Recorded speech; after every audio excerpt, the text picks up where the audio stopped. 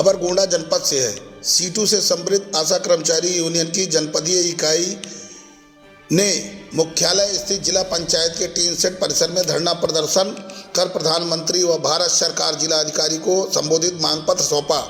देवी पाटन मंडल के अध्यक्ष मंजू तिवारी ने प्रदर्शनकारियों को संबोधित करते हुए कहा कि केंद्र सरकार व राज्य सरकार लगातार आशा संगिनी की उपेक्षा कर रही है। मानव अधिकार दिवस के अवसर पर प्रदेश स्तर पर हड़ताल में सभी आशा कर्मचारी यूनियन के पदाधिकारी ने जिला मुख्यालय पर प्रदर्शन कर प्रधानमंत्री को ज्ञापन आशा व आशा संगिनी को राज्य कर्मचारी का दर्जा दिलाने के लिए सौंपा जा रहा है। प्रधानमंत्री को भेजे गए मांग पत्र में ईपीएफ दिलाने, आशा से ही एएनएम के रिक्त पदों पर भर्ती किए जाने की मांग की गई है। वहीं जिलाधिकारी को संबोधित मांग पत्र में कहा गया है कि आशा चयन में हुई व्यापक गड़बड़ी की जांच कराई जाने के साथ आरोप लगाया गया कि बीसीपीएम से प्रस्ताव लेकर ज़्यादातर नियुक्ति पैसे के बल पर हो रही है। मांग पत्र में प्रसूता भोजन में व्यापक धांधली हो रही है। महिला अस्पताल में पर्याप्त भ्रष्टाचार को समाप्त करने का अनुरोध भी शामिल है। इस अवसर पर यूनियन के संरक्षक कॉमरेड दिलीप शुक्ला, जिला संयोजक अभय श्रीवास्तव, जिला अध्यक्ष संतोषी देवी, जिला उपाध्यक्ष अलका श्रीवास्तव, खैरुन्निसा, विनीता सिंह, सरोज शुक्ला, कुसुम मिश्रा, उषा दुबे, हसीना बानो, सिम्मी श्रीवास्तव, कृष्णावती, सरिता देवी, सपना देवी, हीरामणि, कंचन शुक्ला, पुष्पा देवी, अलका श्रीवास्तव, सोनिया पांडे सहित आशा संगिनी उपस्थित रही। शुक्ला जी, अपना परिचय बताइए और आज यहाँ पे क्या प्रोग्राम है? मैं आशा कर्मचारी यूनियन उत्तर प्रदेश का संरक्षक दिलीप शुक्ला, जो CITU से एफिलिएटेड यूनियन है। अब पूरे देश में आज मानवाधिकार दिवस मनाया जा रहा है, जिस कड़ी में प्रदेशीय नेतृत्व के आह्वान पर हम सब ने गोंडा जनपद के टीन सेट के नीचे इकट्ठा होकर के माननीय प्रधानमंत्री महोदय भारत सरकार नई दिल्ली व माननीय जिलाधिकारी महोदय गोंडा को मांग पत्र प्रस्तुत किया है। प्रधानमंत्री को जो मांग पत्र हमने दिया है वो आशा संगिनी इस देश में स्वास्थ्य विभाग की रीढ़ कही जाती हैं, लेकिन इन्हें उचित पारिश्रमिक नहीं मिलता है। जो भी प्रोत्साहन राशि इन्हें मिल रही है वो 2006 के हिसाब से मिल रही है, जबकि 16 साल बीत गया, इनका प्रोत्साहन राशि बढ़ाया नहीं गया। उसको दुगना किया जाए, ये हम भारत सरकार से मांग करते हैं।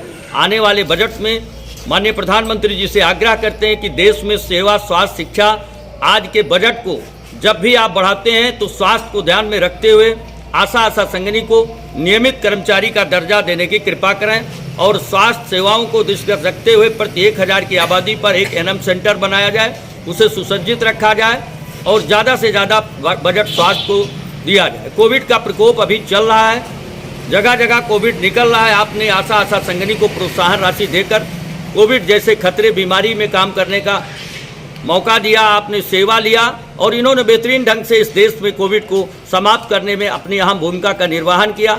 जबकि आप द्वारा कोविड का बजट समाप्त कर दिया गया है, इसलिए कोविड के बजट को निरंतर जब तक कोविड का प्रकोप हो या अन्य महामारी का प्रकोप हो तब तक इस बजट को जारी रखा जाए।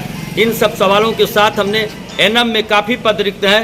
आशा संगिनी पढ़ी लिखी हैं, इन्हें 50 साल तक जो पढ़ी लिखी हमारी आशा बहनें हैं, इन्हें सीधे प्रमोशन करके एनएम बनाया जाए। स्थानीय स्तर पर माननीय जिलाधिकारी महोदय को जो हमने मांग पत्र दिया है, इस जिले में एक रैकेट के द्वारा आशा का चयन कराया जा रहा है।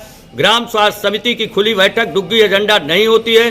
प्रधान और बीसीपीएम और कुछ अन्य दलालों के सहयोग से केवल एक ही आवेदन लेकर के प्रशिक्षण शुरू करा दिया गया, कहीं कहीं तो बिना आबादी के भी चयन किया जा रहा है। इस पे हम जांच कमेटी बना करके जांच की मांग करते हैं और जो अवैध वसूली बीसीपीएम के माध्यम से हो रही है उसका खुलासा करेंगे और ज़्यादा से ज़्यादा लोगों को लाकर साक्ष्य पेश करते हुए मांग करेंगे कि एनएम चूँकि गांव पंचायत की स्वास्थ्य समिति की सचिव है, उसे आवेदन लेना चाहिए खुली बैठक में, वही मेरिट बनाएगी। अब मेरिट के बाद में तब प्रशिक्षण होगा, लेकिन यहाँ दूसरा रंग है। आवासीय प्रशिक्षण के नाम पर भी धांधली हो रही है। प्रशिक्षण में आशा संगिनी के एक दिन केवल पूरी सब्जी दे करके पूरा बजट खारिज किया जा रहा है। आशा संगिनी का प्रोत्साहन राशि काफ़ी समय से लंबित है, कहीं 200 रुपया दिया जा रहा है, कहीं 2000 दिया जा रहा है। ये 30 दिन काम करती हैं, जिसमें इनको 10 दिन आंदोलन करना पड़ता है, तब इनको पैसा मिलता है। इनको नियमित भुगतान किया जाए। अभी जिले में करीब 72 बहनों का कोविड का पैसा बकाया है, उस पैसे को तत्काल इनके खाते में डाला जाए। यदि ये सब अतिशीघ्र नहीं होता है तो हम जिला स्तर पर बड़ा आंदोलन करने के लिए बाध्य होंगे।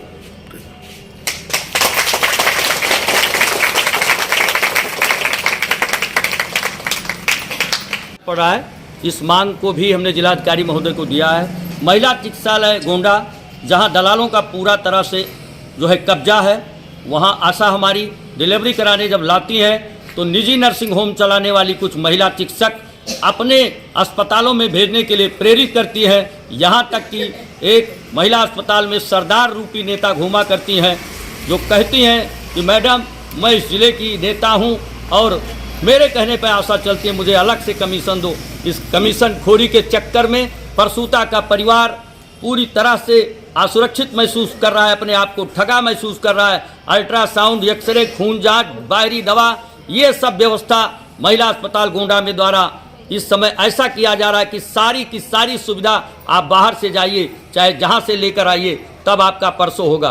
परसों कराने के नाम पर भी अवैध वसूली हो रही है। और निजी नर्सिंग होमों में जहां मैं जिला प्रशासन से मांग करता हूं कि रेट लिस्ट लगाया जाए कि ऑपरेशन होगा तब कितना पैसा लाभार्थी का लगेगा, अब बिना ऑपरेशन से अगर बच्चा पैदा होता है तब कितना लगेगा, इसका रेट लिस्ट किसी भी नर्सिंग होम में नहीं है। ये तत्काल लगवाया जाए।